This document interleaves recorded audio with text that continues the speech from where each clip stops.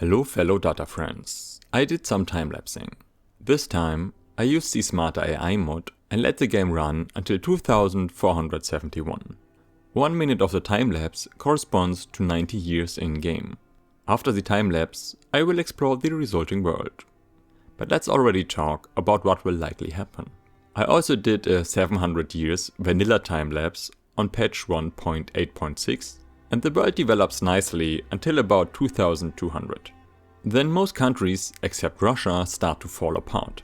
I don't know for sure what happened around this time, but I suspect that most countries reached the natural resource limits and fell apart. So I think that one of two outcomes is likely for this time-lapse with Smarter AI. Possibility 1. The world falls apart even faster than in vanilla because the AI is better at building a working economy.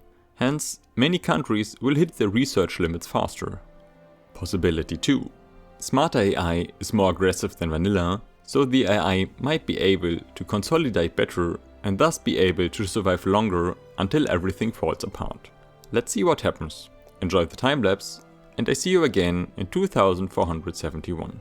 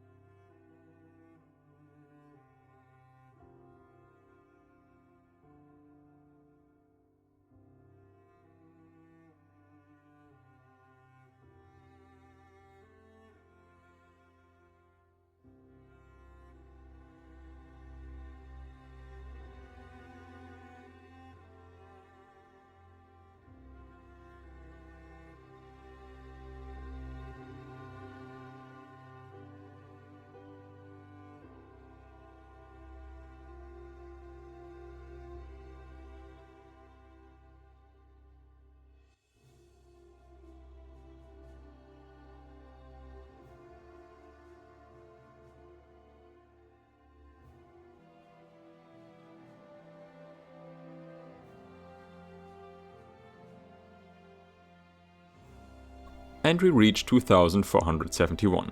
Smart AI certainly likes to fight a lot. Let's briefly compare my values to the in-game values. Unfortunately, I messed up again. While the timelapse ended on the 1st of January, my code exports values during January. Some countries on the 1st, some on the 2nd, some on the 3rd and so on. So my values are actually 1 year old compared to the in-game values, but still somewhat close. The left plot shows the global GDP over the whole timelapse, and the right plot shows the global population. Smart AI reached a global GDP of 9 billion in the year 2000 and then bounced around about 10 billion GDP for the rest of the timelapse, which I find interesting. So the global economy stayed stable and did not decrease, although the great powers suffered a lot. The global population peaked at 2,500 million around the year 2100 and then dropped again. It recovered a bit afterwards, but 2,500 million people seems to be the maximum for the AI. I will likely do more long time lapses like this in the future. So, which other stats would be worth tracking during the time lapse? Please leave a comment with your ideas. Now let's explore the world a bit. This is going to be fun. We have 15 great powers. Russia is clearly great power number 1, but we also have Iran, Australia, the Mongolian Socialist Revolt, the Afghan Radical Revolt, and Turtle Island on the list. The British Republic is not a great power. Russia has a lot more prestige than anyone else, but only a bit more GDP. Well, Russia has a big army with 3,600 conscripts, which are mostly raised, for a combined power projection of 350,000. Rank 2 in terms of military is the Italian Reactionary Revolt with about a third the army size. Russia's fleet is only second to the US and it's close. How can Russia afford such a huge army? Well, they cannot. They are paying 12 million pounds per week on their army and about 3 million pounds in subsidies, mostly for steel and coal. They are in default, 4 times apparently, and they still have about 850 million GDP with minus 50% throughput due to the default. Impressive. But about 40% of the population are loyalists, so all is fine. And the Russian market has several shortages. The army wants to buy 6,700 tanks, but only 700 are produced. The market is a bit messy. Back to the leaderboard. China has the biggest population, Russia is second. No surprises here. But reversing the sorting order is more fun. There are like 30 nations without any population. And a lot more have less than 1,000 people. Who is leading in terms of standard of living?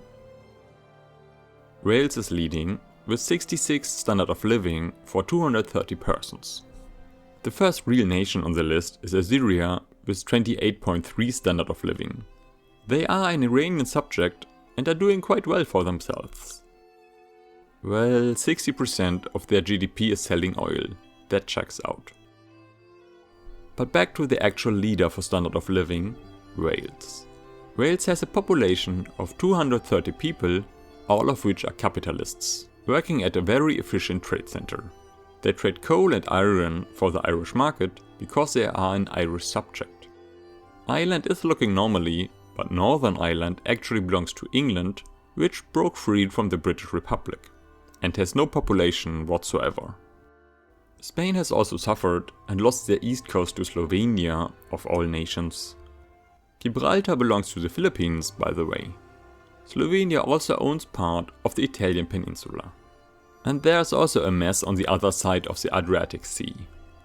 Croatia, consisting of 189 people, are fighting several other nations, but also the Croatian Fascist Revolt, consisting of 26 people. That war will be lost by whoever starves to death first.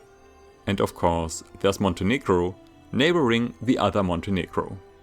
Turkey is doing mostly fine, right next to a big independent Kurdistan.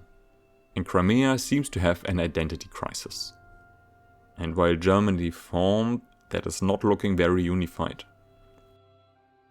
Africa is mostly independent from colonial overlords, but is looking rather border gory. Especially Sokoto is all over the place. The African nations around Lake Victoria look like they didn't change a bit in the last 600 years. Well, 2 nations have no people left. And Asia is a mess as well.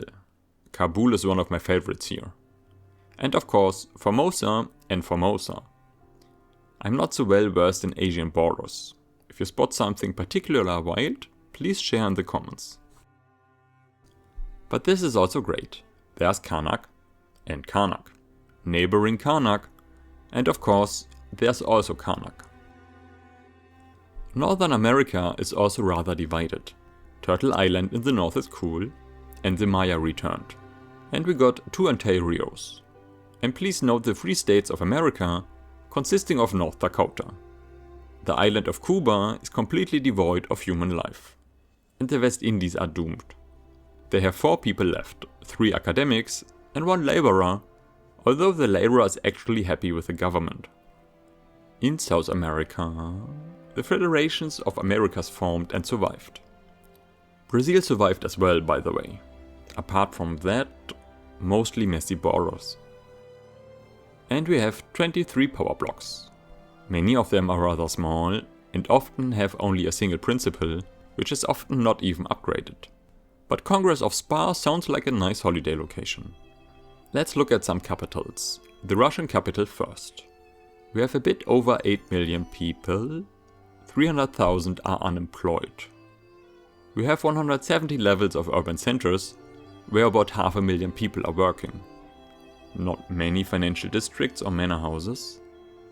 But where are all those people working? Oh, 191 levels of government administration with a workforce of 1.1 million people. There aren't a lot financial districts in Russia in general. Did they turn communist at some point? Would make sense then. Let's look at the German capital in Brandenburg. 5 million people with a standard of living of 17, which is below the expected standard of living of 18. Let's change to Germany for a closer look. Nice flag, by the way. The lower strata expects 15.6 standard of living. They expect a lot because of the high literacy rate. And Germany has very high taxes. But while the average pop is below the expected standard of living, Germany has a lot of loyalists. Seems like the AI can manage well enough. Let's look at London as well. 4 million people. And London has the skyscraper construction bonus 5 times? Is that supposed to happen? They don't have any yet. And no Big Ben apparently. Let's switch to Britain. Well, they are in default as well. Probably because of too many subsidies. The skyscraper journal entry looks fine to me, and there's only one. I haven't noticed any company headquarters, I think. Let's see. The biggest British company has 180 levels. Not very impressive. France, 491 levels of metalworks. That's the biggest one. What about Russia, the biggest economy? Okay, they are all tiny. Feels like something went wrong here. What happens during a civil war? If a civil war happens, does the revolt immediately establish new companies? And if they win, do they keep the new low-level companies or the biggest companies of both parts? Well, let's check the US as well.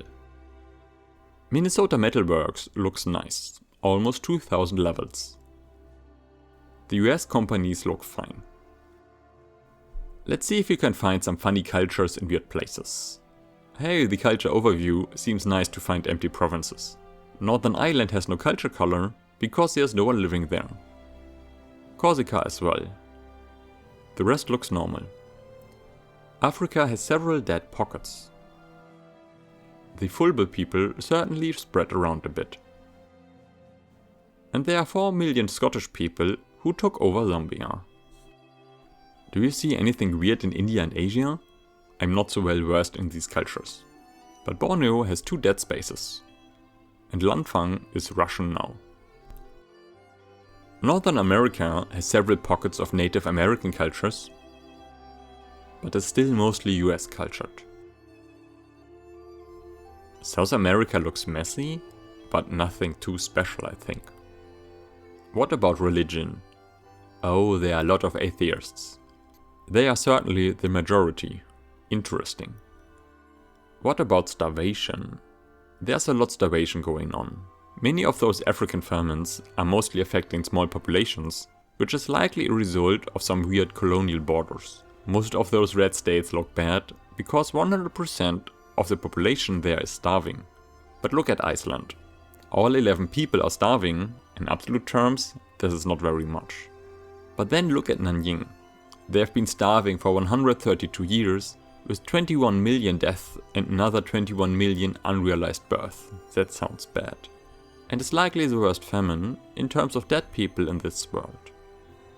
I skimmed a bit through cultural obsessions, and there are several cultures obsessed with luxury clothes. I've not seen that before. And a special thanks to Sulfi for supporting my channel as data capitalist. The support is very much appreciated. If you want to compare this world to the 700-year vanilla timelapse, click on the top video. Thanks a lot for watching, please leave a like if you enjoyed the video, and I see you on the next one.